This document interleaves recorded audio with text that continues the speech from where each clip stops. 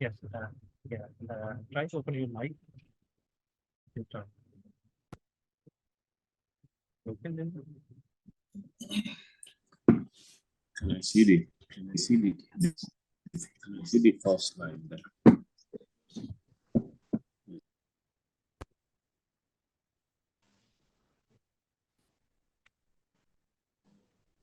Yeah.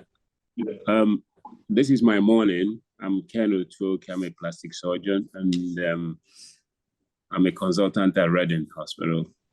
And thank you for inviting me, Batty, and morning to all of you. So today's presentation is exciting. Can you guys hear me? Hello? Yeah. Hello? Can you hear me? Yes.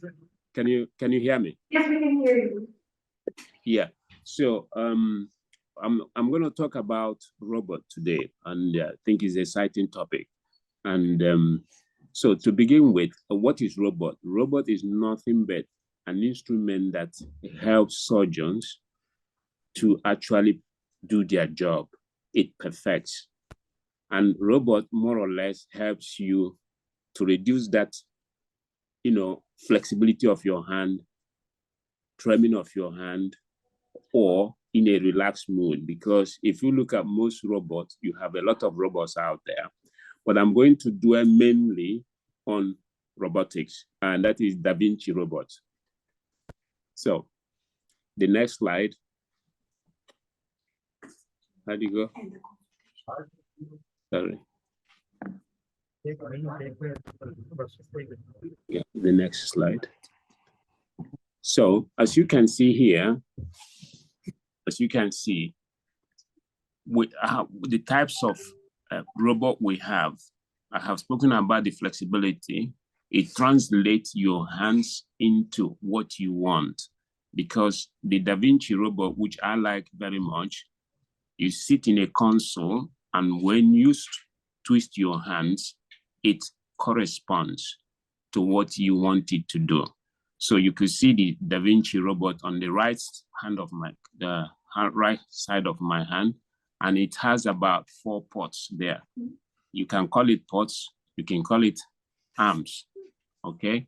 So this is very important, and it reduces what you call the time of your operation. It helps a lot. So I'm going to the next slide. So in the field of robot, as you can see, apart from in the field of robot, as you can see, robotic has been used in various forms.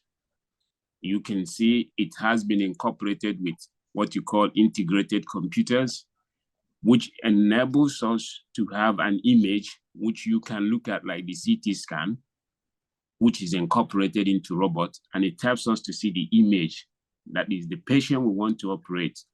What are we trying to achieve, in the sense that looking at the X-ray or looking at the investigation, that helps us a lot to know about the patient's problem and the site and what we need to do. So, for instance, it has been applied in many fields, like when you are doing hepatectomy.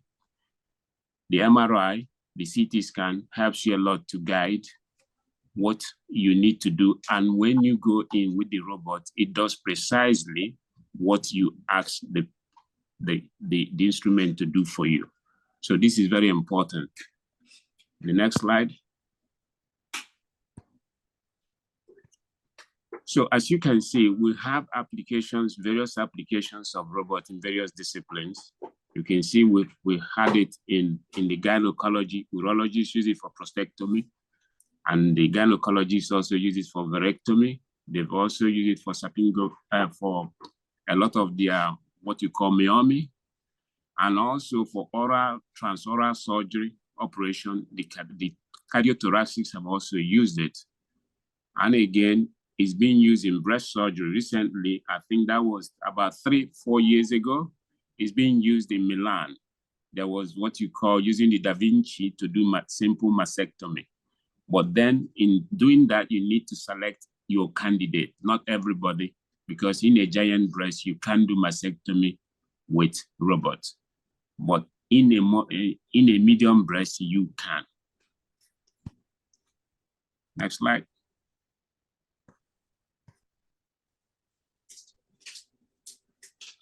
So the advance of robotic surgery, as you can see, we have used robotic surgery in super microsurgery, that is very, very tiny instruments. And these tiny instruments are very difficult to manipulate. Like for instance, when you you guys must have seen about maybe in about 50 years ago, the normal mastectomy, that is the ASTI technique. Ladies were having lymphoria or lymphedema. And this was because the breast surgeons were dissecting the lymph nodes. So they didn't know how to resolve that problem. But with the advance of technology of robots, we are able to do what you call the AVLT, which means vascular lymph node transfer, and what you can do with lymphatic venous hemostasis. So this is with the aid of robots, because with a single hand, that is called super microsurgery, because the hand can be trembling, but with the robot, you have stability and you can do this. And also, as you can see, in autologous breast reconstruction, robot has a very powerful stand. It has been used and it has been incorporated. What the robot does is to enable you raise your flap, your DIEP Flap, and then you do the normal manual, what you call it, plugging the vessels into the internal mammary artery and the internal mammary vein. And also, robot has also been used in what you call LD flap, latissimus dorsis flap, which is an option. And in plastic surgery, it has been a workhorse, a work power for those of us who do breast reconstruction in simple rotating the LD flap and with an implant-based reconstruction dependent. So, but robot has been used and it has been done by Sebla in the US. Next slide, please. Next. So I'm going to talk you through to various types of Da Vinci robot. We have about 4 types of Da Vinci robot. We have Da Vinci SI, which is a surgical system, 3 arms. Then we have the XI, and XI, which is 4 arms as well. So you have the X and XI system. Then you have the Da Vinci SP, which is now the in-thing going on. It's called single port. So instead of having about 4 trocars or 4 arms, you're having 1 arm, which scissors, cord riser, and the burning, so for hemostasis. So you have the light that guides you, you have the scissors, and at the same time, you have the cord riser that helps you in isolating. So the single port is very, very important. And I think I like the single port, but it takes a lot to do it. So the advantages of single port, it reduces the blood loss, reduces pain, and after 4 hours, 6 hours, the patient always says they have less pain, and you have what you call short stay in the hospital. So the single port is what I like very much. It's an in-thing, it's difficult, but you can learn to do it, because with a single port entrance, you have all the 3 instruments you need, basically, to work. And you can see from the diagram. Next slide, please. So the take-home message here is AI has been part of robotics. It's going to be part of integrated in what we do as surgeons or even as clinicians. So the take-home message is robotic will never replace a human. It will not replace anybody, but what it can do is it enhances the surgeons. It helps the surgeon to do their perfect job. Because I'll give you an example. The 3D camera is very, very important. What it happens is shows you the structure in 3 dimensions. And the structures in 3 dimensions means you see the top, below, and the diagonal aspect of it. So that helps you mostly in making sure that you can isolate some structures or noble structures, like more especially those who, I remember when I visited the urologist, when they are doing what you call prostatectomy, they're always very careful in their nerve dissection towards the prostate, nerve preservation. So this at times when you do an open surgery is very, very difficult. And I have seen at times most surgeons wearing loops, but you cannot because it's tough really to isolate it. So this is with the robot, you can actually see in 3D, which is 3 dimensions, and you can isolate it properly. So the take-home message here is 3D views, angulated instrument with multiple degree freedom. So you have more, what I'm going to say, you have more freedom in your choices. In the advantages of robots is of great help. And it's fantastic because what it does is, I'm talking about the Da Vinci robot. You can see clearly the structures or the noble structures, and then you can isolate, and it's a very good roadmap to doing a very clean surgery. So minimal short stay, pain-free, and patients are always happy because in 3-4 hours, the patient can mobilize, go back home, and then come back a couple of days for follow-up in the clinic. So this is very important. So this is why I like the 3D Da Vinci robot. Thank you. And then I'll move to the DIEP Flap, robot DIEP Flap, which is of interest. Now, next talk is again by Dr. Kenneth. So my conclusion here, you can see the robot has always and will always be integrated with AI. So in the healthcare system, like I have said, it is very, very essential that AI will speak with robot, and this can help us very much.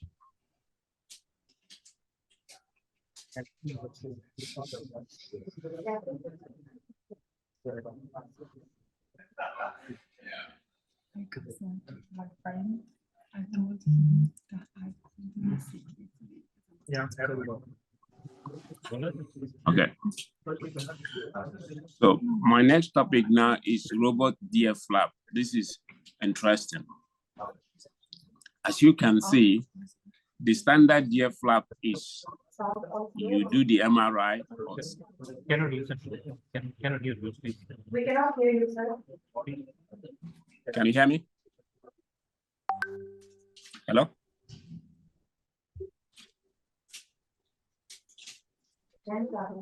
Can you hear me? They open.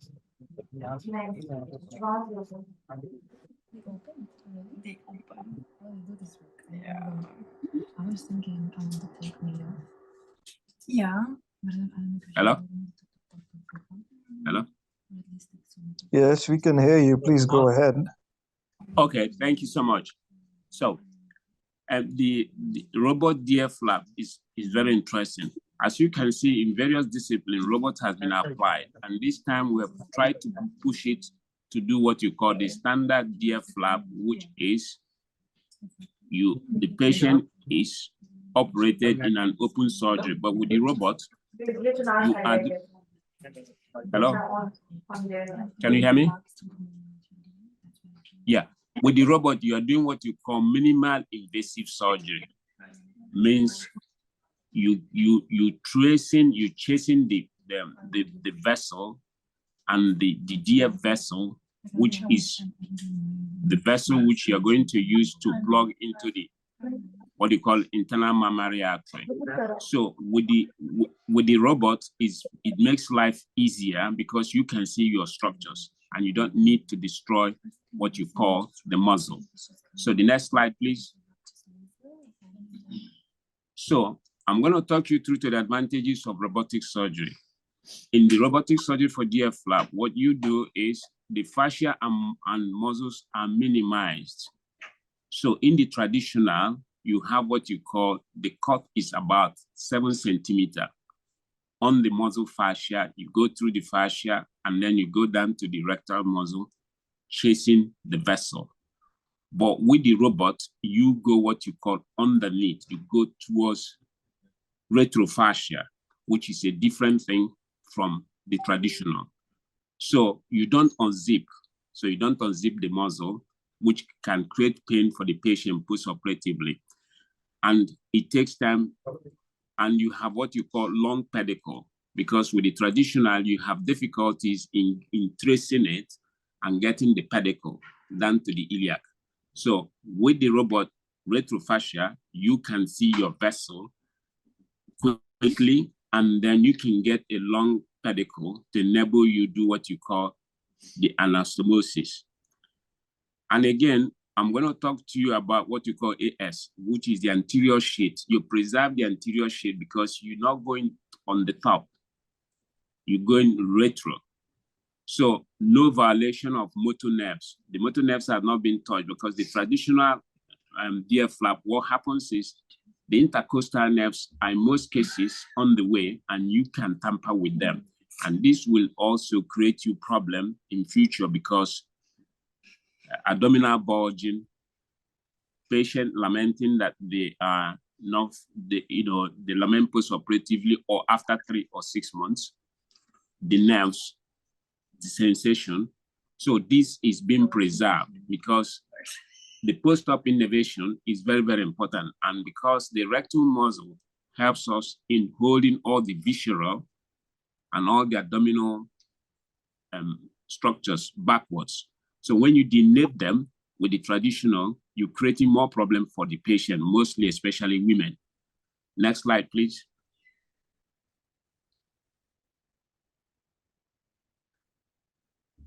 So I'm going to talk to you about the investigation. For you to do a robotic DIEP Flap, you need 2 investigations, which helps us both in standard and normal. So what happens is in the CT scan, it just is like a roadmap for surgeons. So this roadmap is very, very important because it helps you mostly in looking at the vessel before operation. That is, you plan your surgery before the operation. So it's very, very important that you see this because there's a difference between MRI and CT scan. So CT angio, more or less, in the traditional, it shows you the course of the vein and the artery you're chasing. Though it's less expensive compared to MRI, but in some centers do MRI if they have resources. But mostly here in London, the CT scan is always the basic CT angio, and that gives you the cost of how the vessels are running down, and you can then chase them. And because the CT scan also is very, very important, because I dwell on this, because what happens is if a patient had had previous surgery, like abdominoplasty or hernia repair, these patients are not good candidates. So for robotic surgery to happen, your patient has to be a patient that has never had surgery or never had an aneurysm or has never had hernia wall repair. So you choose your candidate carefully, and this helps you because what happens is you can trace the vessel from the umbilical area downwards towards the deep inferior epigastric area. So you can see the vessels running underneath the rectal muscle. The next slide, please. So I'm taking you to these 2 concepts of TAPP and what you call TEP. So the transabdominal peritoneal approach and the total extraperitoneal approach. So this approach is when you are using your trocar, more especially if you are doing what you call it with single port, you stay above peritoneum. So you more or less under the fascia, and you can, once you open it up, you can see your vessel clearly. So this is very, very important that you can see your vessels very, very clearly. And this helps a lot in your choices, because if you don't have this, then it's difficult for you to do the surgery. So unlike the traditional one, where you tend to unzip, but in robotic, you don't unzip. So the muzzle you're taking is very, very reduced. You don't even take the muzzles at all. Next slide, please. Is it actually so a bit more? We don't know. So I'm just taking you through. If you look at this diagram, it tells you about the abdominal wall anatomy. So you can look very closely. You can see your, what you call it, the linear alba, and you can see your rectal muscles and your oblique. So you can see how you can retrofascia, and you can see the deep inferior epigastric arteries. You can see them clearly, because that is what you are looking for. So this helps you. This anatomy is very, very important, and it helps you and it guides you in your choices. Next slide, please.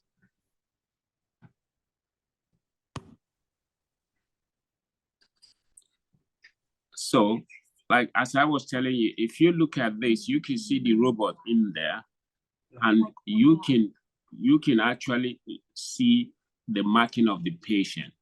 So on the left-hand screen, you have the traditional CT scan, and you can see the vessels there. I don't have the pointer for you to see, but you can see exactly what I mean. And on the right side of this, you can also see the CT scan, where you can actually see the skin and then the rectal muscle, and in between you can see your deep inferior epigastric, which you're going to chase. So this helps you a lot in your choice making, because if you can't see this, then you cannot do the robotic, because it's very important that you do your CT angio, which is very, very essential. So I'm just showing this diagram, and you can see on my right how the patient is being marked before the surgery. And again, in the center diagram, you can see the really robot in the abdominal wall, and you can see exactly how it's been magnified in 3D. So this helps you a lot in isolating and again preserving what you call the nerves, the abdominal wall nerves. So this is very important, because at the end of the day, we're using robot to preserve the nerves so that you don't have innervation of the rectal muscle, which is very, very essential, because in the traditional one, you unzip it, but at the end of the day, most patients do get hernia, and you have to do hernia repair. And at times, with the hernia repair, you have a mesh. At times, the mesh can get infected.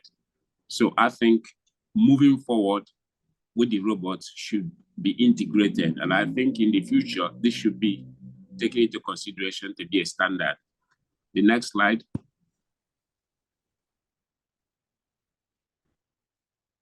Now, the main advantages of robotic surgery, which I'm trying to talk to you today, is it decreases post-operative pain, short hospital stay, no ICU is required. It can only be required when there is a complication, or, for instance, if you have any, or accidentally you cut an artery or bleeding, then you have to open up. But in most cases, these patients don't, because you see everything in 3D. The aesthetic improvement is always there, because once you isolate, you can also get your aesthetic like in the traditional. So the aesthetic results are very important. The length of your pedicle, because the length of your pedicle helps you also when you are plugging your artery into the intercostal and intermammary artery. Because if you don't have a good length, it is very difficult for you, because at times you can have complication and then you shorten. But if the pedicle length is very short, then that disturbs or gives you problem in your anastomosis. So the pedicle length is of vital importance. The donor site mobility, I've spoken about that. No hernia formation or mesh has been inserted. It reduces the narcotic, because in the traditional, the patient stays 2 or 3 days before you discharge, and then it's going to be maybe an what do you call it, painkillers, and this can, but with the robot, the time of stay and the pain post-operatively is very much reduced, and you can manage it. So the patient doesn't need a lot of Oramorph or OxyContin. And lastly, what helps you mostly is the fascia. The length of the incision of the fascia, the length is very, very reduced. So that is of importance, because if you have a long incision of the fascia, then it's also difficult, not difficult, but you repair them. And in the process of repair, you can have, going back again, you can have what you call pain, hernia bulging. But there's a slide which I forgot to show you guys. When you look at the difference or the distance between the traditional DIEP flap with the robotic is about 3.5 centimeter. You unzip to get your vessel out. But with the standard DIEP flap is about 7 centimeter. You have to cut to unzip. So these are the advantages you have with the robotic. Thank you.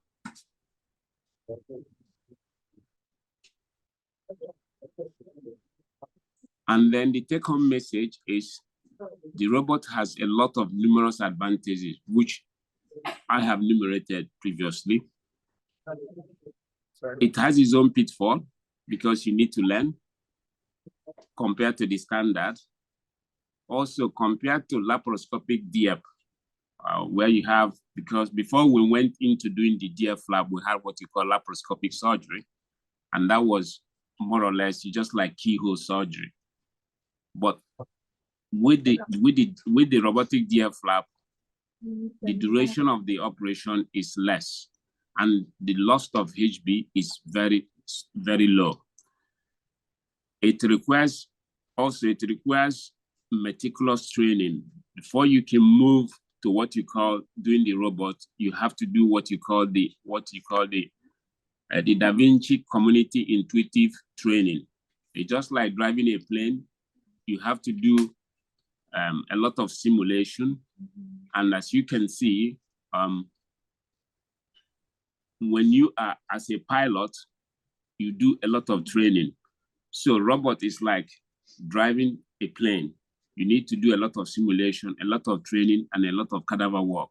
And that enables you to translate what you have learned into human, or when you are doing your operation. And lastly is you cannot do robotic surgery in emergency. So in any emergency cases, it's very tough to do robotic surgery. So I would say, let's keep it to the usual standard. And emergency robotic surgery, I think, is something we can think about, but I think it's very, very far now to put it as part of our usual operative skills. Thank you. Thank you very much, sir, for your comprehensive talk. Now I will request Sir Mozum to kindly conclude the session for us.